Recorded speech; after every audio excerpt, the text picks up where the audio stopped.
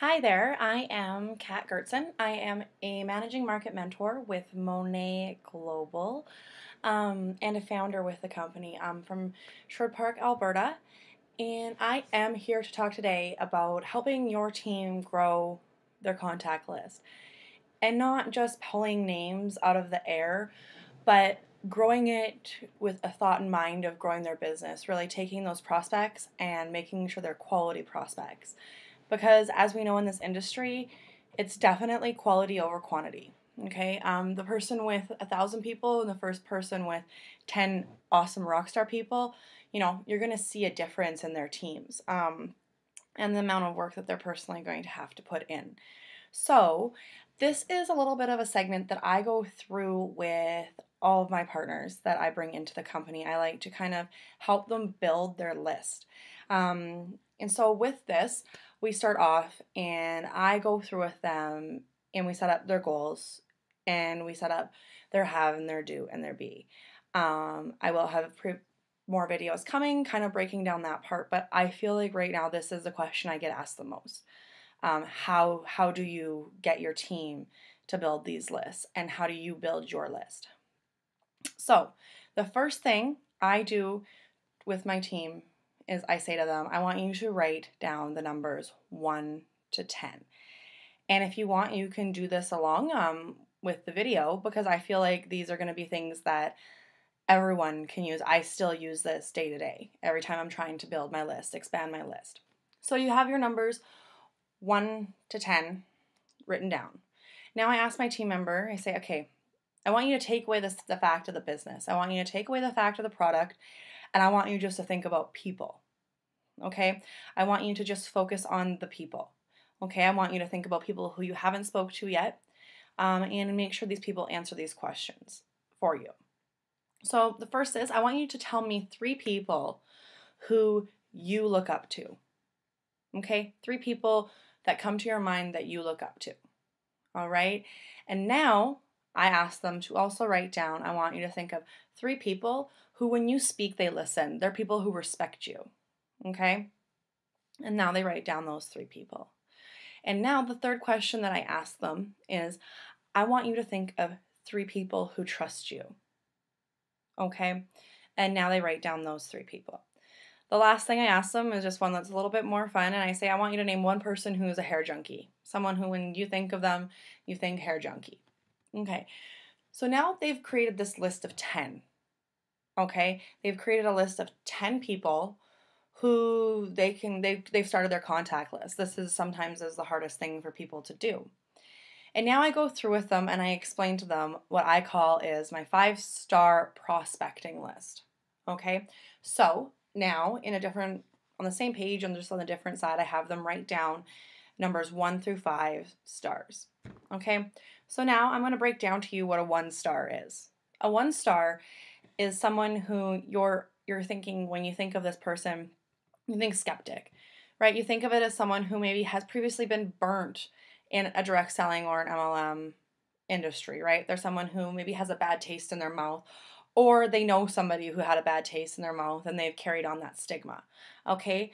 A 2-star is going to be someone who maybe has never been burnt, but they believe they're listening to the hype, the negative hype around the industry that happens and comes along. Okay? A 3-star is someone who's completely green. They don't know one thing or the other. They're just kind of like there. They know of the industry, but they have no real opinion on it. And a 4-star is going to be someone who, they've always looked at the industry. Okay, they know the industry. They haven't been involved in the industry before, but they're someone who, they don't have a negative thing to it. They just haven't, in their mind, the words that are going to come out of their mouths are going to be things like, I've just never found something that was something I felt like I could work with. Okay. Then we have a 5-star. A 5-star is someone who has maybe had previous success in this industry. A 5-star is someone who's going to look at your compensation plan and they're going to see the value. They're going to see the money that's on the table in this compensation plan. They're going to be someone who the product is just a nice little appetizer when it comes to the business. The product, yes, they know our product is going to be great, but in their mind, they're like, but look at this business. This business is hands down the best one out there. Okay, so now you have your 1 to 5 stars. Okay, now I have them go through their list and they're going to rank their list, right? They're going to tell me, they're going to go through their list and they're going to write down what star rating they think these people are. And so now I give them a second to do that. And then I ask them, okay, so they say they're done. And I'm like, okay, so do you have any 3 stars? And they're going to say to me, sometimes they have all 3 stars or sometimes they have 1 3 star. So let's say they have 1 3 star. I'm like, okay, why did you make them a 3 star? Okay. They're usually going to say along the line like, well, I don't know. I've never really seen them do anything like this. I don't think they ever like have a bad feeling about it, but I just don't think they know. I think there's someone who's going to have a lot of questions and they're probably going to listen to me because, now we look back at this list and it's all people that we know, we respect, they respect us, they trust us, we trust them. Okay? And so then we go through and I help them work through on how would you bring up this conversation to this person. So someone who's a 3 star, I would always start the conversation with, like creating the relationship first, of course, and everything. But once we start talking, to say to them, like, I'm into this thing. And I feel like this could be something really good for you. And as your friend, I need to tell you about this. Okay? As your friend, it's my duty to share this with you. I don't really care if you want to do this or not, but I need to tell you this. So a year from now, when I'm doing extremely well in this industry, you're not going to say to me like, well, why didn't you tell me about it? Okay. Now I turn to my market partner and I say, now, who are your 1s and 2s? And a lot of times you're going to find your people are going to rank people at 1 or 2, not because they're a skeptic, not because they're a doubter. Lots of times we are going to rank people 1 and 2 because they're on our chicken list. Okay. So for example, someone's going to say, well, I ranked this person at a 1. Why did you put them at a 1? Well, they're going to say to me, well, I put this person at a 1 because, like she's really, really confident. She's really opinionated. I'm nervous that when I approach her or him that they're going to shoot me down. And so I really talked to my market partner about changing their mindset. I'm saying to them, like, you know what, you're making them a 1. And you're making that decision for this person.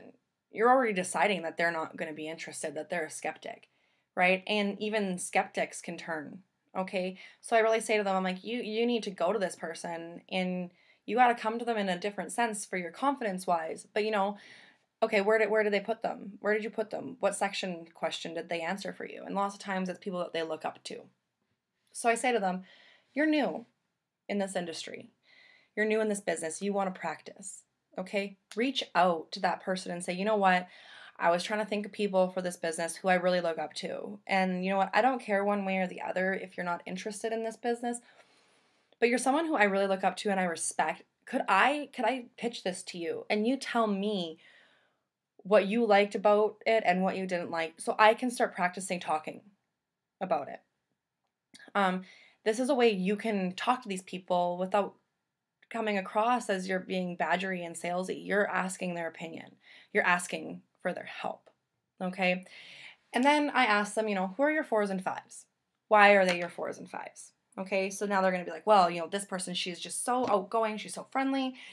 She's someone who I can see doing really well at this. I've never seen her do anything like this before, or I have seen her do stuff like this before and be really good at it. With this person, I'm like, you need to talk to them and you need to be excited. Okay, these are going to be people who are going to see the ground floor opportunity. They're going to see our compensation plan and they're going to be like, yes, awesome, this is great. If you come to them doubting and you come to them not excited, you're not going to win them over no matter how good of a compensation plan we have. So you need to go and you need to bring your excitement. You need to bring your passion. You need to bring your dreams. You need to talk about your dreams. You got to say to them, like, next year at this time, like, this is where I want to be. And I've looked through a lot of things and I really think this is the vehicle for me. I'm super excited about this. Could you take a second and look at this with me? Or jump on a 3-way call with my upline and, we can enlighten you on this. There's no pressure. I just am so excited about this and I feel like this could work for you. If it doesn't, that's no big deal. Like, we're still friends at the end of the day, but please take a minute and listen. Once we go through that and we go through it with like a lot of the people on their list, You're setting your market partner up for success. Okay, you're setting them up to make those contacts. You're setting them up with a little bit more confidence when they go to talk to these people because you know what? In their mind, they've actually already talked to the person because you've walked it through with them. Okay? And that's something we really need to do with our partners is we need to walk with them, especially in those beginning phases when they're nervous, right? We have to remember at the beginning, making the contact is the most important thing. In the beginning, making the contact is more important than making the sale. Because as time goes on, we are going to develop the confidence and the skills to properly execute the sale. But we can't do that without practicing. And who's better to practice on than those people that we named, who trust us, we look up to, and who we respect? Now, that's important for you to remember. And it's important for you to really stress to your new market partners that the sale at this point is second. Okay? Because the worst thing that can happen is these people say no. And as a leader, we need to recognize the positives even in the negatives. And what is the positive in a no, especially when you're starting out, is you're one step up the ladder in your confidence spectrum in talking about the business. You are one step up in being able to deal with obligations. Okay? Every time you get a no, it is a positive. Because guess what? You're getting a thicker skin. You're getting tougher. You're getting more driven because those no's are going to drive you. And we need to teach our team to have those no's drive them. And then we build a strong team. We build a powerful team. We build a team that can't be shaken. We build a team that is never going to waver from their why. Okay? Thank you very much for listening to this. I am Kat Gertson. You can find me on Facebook. And if you have any questions, please feel free to reach out. Thank you. Bye.